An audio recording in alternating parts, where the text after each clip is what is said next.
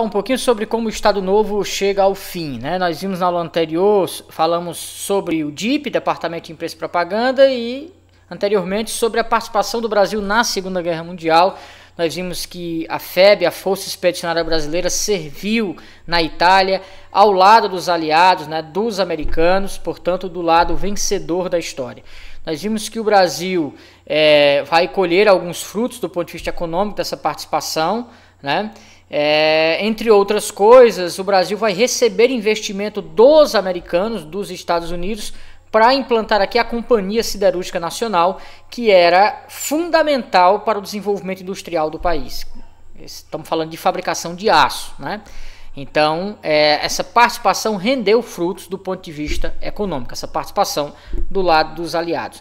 Bom, o Brasil foi à guerra, o lado do qual ele lutou venceu, o Brasil sai vitorioso dessa guerra, teve participação decisiva na Itália, né, para a consolidação do fim do fascismo. E aí, antes mesmo dos brasileiros voltarem para casa e da guerra acabar, vai começar a criar um ambiente que vai ser propício para o fim do Estado Novo, para o fim da ditadura de Vargas. Do que nós estamos falando? Então vamos lá. Como é que se dá aí o fim do Estado Novo? Que vai de 37 até 45. 8 anos de ditadura varguista. Veja, a guerra contra o nazifascismo na Europa foi aproveitada pelos grupos liberais brasileiros para combater o fascismo local. O fascismo que acontecia aqui. Sim, o fascismo da ditadura varguista. Que é um contrassenso, né? Vargas, um ditador, lutou do lado dos democratas, das democracias, né, do mundo mais consolidadas naquele momento, né, como os Estados Unidos, como a própria Inglaterra, que sim, é uma monarquia, mas é uma monarquia constitucional. E aí era quase um contrassenso, porque o inimigo era quem? Exatamente regimes totalitários, liderada por ditadores como Hitler, como Mussolini, e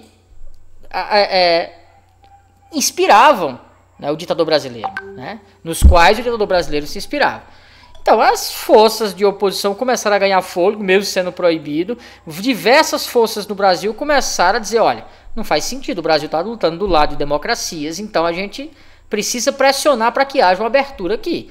E aí ficou evidente que, uma vez vencida aquela guerra, e isso aconteceria, os regimes totalitários cairiam, esse ambiente para ditaduras ficava insustentável, ainda mais para uma nação que lutou do lado de democracias. Então, essa pressão que é exercida por vários setores da sociedade é assimilada por Getúlio, que inteligentemente falou o seguinte, epa, peraí, eu não vou ficar de fora. Então, eu mesmo vou liderar esse processo de reabertura. Percebe como Getúlio era inteligente? Então, o fim dele não vai ser o fim de outros ditadores, como foi na Europa. Ele disse, opa, peraí, eu vou entrar em cena, eu vou liderar o processo e vou sair de herói na história. E aí ele começa a produzir as articulações que vão culminar com a abertura.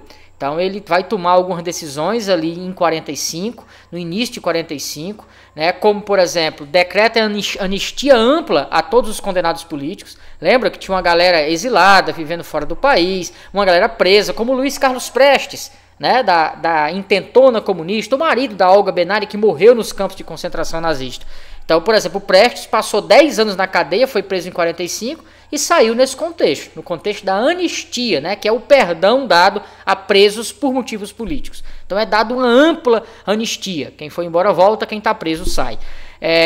Essa abertura política também permitiu, que Vargas foi insinuando, permitiu que houvesse uma reorganização partidária. Os partidos foram autorizados e voltaram a acontecer, foram se formando partidos. O varguismo se organizou em 2 partidos, os seguidores de Vargas, o PTB e o PSD. Para você entender melhor, o PTB, Partido Trabalhista Brasileiro, organizava as classes médias, as classes mais baixas, a classe trabalhadora, a classe operária fazia parte desse partido. Já o PSD era uma espécie de elite do varguismo. A galera, os ministros de Vargas, a galera mais das classes altas, que eram adeptas do varguismo, entraram para o PSD, que já nasceu ali como um partido varguista mais elitizado. E aí o PCB, né, o Partido Comunista Brasileiro, que havia sido proibido, né, desde 1935, volta à cena, né, é autorizado de novo a funcionar, E aí é criado um outro partido de oposição, que vai se tornar o principal partido de oposição, que lá na frente, em 1954, vai ser um dos responsáveis pela pressão que levou Vargas ao suicídio, né? Que era a UDN, União Democrática Nacional. A UDN, não sei se eu arrisco definir aqui no primeiro momento, assim, a ideia não é discutir, fazer um debate político exatamente, mas a UDN militava, era um partido bem extremo, né? Bem de extrema direita, né? Um discurso muito duro. Bom, o fato é que os partidos voltam, né? Isso ali, essas primeiras decisões são tomadas no início, ali, fevereiro, março de 1945. Então vai criando-se ali um ambiente. E Vargas anuncia, né, dá o passo fundamental, quando ele anuncia a convocação de eleições para dezembro de 1945. Né? Em dezembro a guerra já teria acabado, embora eles não soubessem ali, ele faz isso em fevereiro, né? A guerra vai acabar ali em agosto, né? Os outros tratados em setembro e tal. E aí ele diz, final do ano vai ter eleição, então vou sair de cena, a gente faz uma eleição, e aí ele inclusive aponta o general Dutra, né, como candidato dele, general Dutra pelo PSD, candidato apoiado por ele, e os demais partidos poderiam apresentar candidatos, etc, como teriam, né? Só que no meio disso, enquanto o ano rolava, Vargas, se por um lado dizia vai haver eleição e ele declarava apoio ao general Dutra, por outro lado ele estimulava movimentos que começaram a surgir na sociedade, ou surgiram porque ele estimulou, né, ou ele passou a estimular quando viu que eles surgiram e eles ganharam força, que era a galera foi à rua em diversos movimentos, em diversos momentos, e aí pediam, olha, nós queremos a manutenção de Vargas, nós queremos que Vargas continue, nós queremos que se houver eleição que ele passe pelo processo, mas a gente quer a continuidade de Vargas, né? Esse movimento ficou conhecido como queremismo, né? De queremos Vargas. E aí a galera que queria essa abertura começou a ver com reservas, muita gente ligada ao próprio Vargas, né? O próprio general Dutra, que sempre esteve com Vargas e que era o candidato de Vargas, começou a dizer, peraí, esse negócio tá errado. O Getúlio vai acabar de novo não querendo entregar o poder. E aí Getúlio empolgado com aquilo, né, vai se empolgando, vai estimulando o queremismo, e aí ele vai tomar uma decisão que vai ajudar a elite a se organizar de vez contra ele, né, que foi a lei antitrust. Que quer dizer o quê? Era uma lei, a grosso modo, que limitava a entrada de capital estrangeiro no Brasil. Era uma medida protecionista, né, para não tornar nossa economia tão refém dos estrangeiros.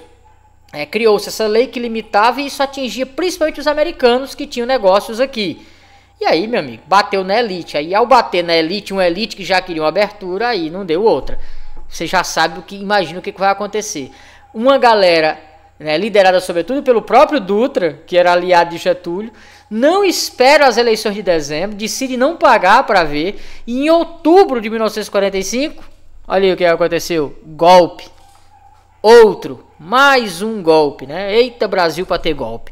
E aí em outubro de 1945, 2 meses antes da data programada para eleições, rolou um novo golpe que tirou Getúlio Vargas do poder. Ele foi convocado a sair. Então Getúlio entrou no poder com um golpe, uns chamam de revolução, né, outros golpe, bote as aspas aí nas duas palavras, e saiu com um golpe de fato. Deu um golpe em 37 a permanecer e foi retirado do poder com um golpe. O Brasil acha bom aí os golpes. Então, em outubro de 1945, Getúlio sai do poder, e em dezembro daquele ano, depois que a guerra já havia acabado, uma guerra vencida pelas democracias do mundo, já não havia mais espaço para países fascistas, ainda mais um país que havia lutado com os aliados. O Brasil, em dezembro, realiza eleições, Vargas sai de cena, vai para sua fazenda em São Borja, no Rio Grande do Sul, e é eleito o Marechal Eurico Gaspar Dutra, apoiado por Vargas, né? Era o candidato de Getúlio, né? Com as bênçãos de Vargas, e por essas bênçãos ele acaba sendo eleito.